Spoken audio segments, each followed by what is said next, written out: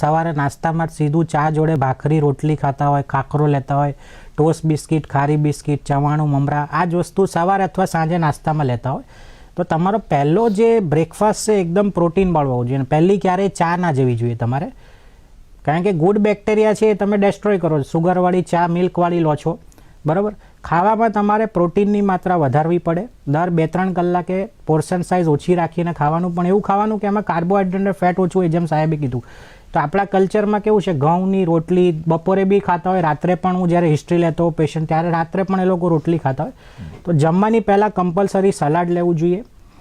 Protein અઠવાડિયામાં 2 થી 3 વાર, બપોરની સબ્જી, કઠોળ. સવાર સાંજના નાસ્તામાં તમે પોપકોર્ન, ચણા, મખાના છે, ડ્રાયફ્રૂટ છે, કોઈ ફ્રૂટ લઈ શકો મિડ મોર્નિંગમાં 11 વાગ્યાની આસપાસ.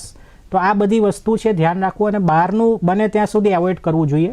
તો આપણે એ રીતનું, અને બહારનું બી આપણી હેબિટ બદલવી અઘરી છે. તમે કોઈ સારી કમ્યુનિટી અથવા સારા માણસો જોડે જોડાશો તો જ એ તમારી હેબિટ ચેન્જ થશે.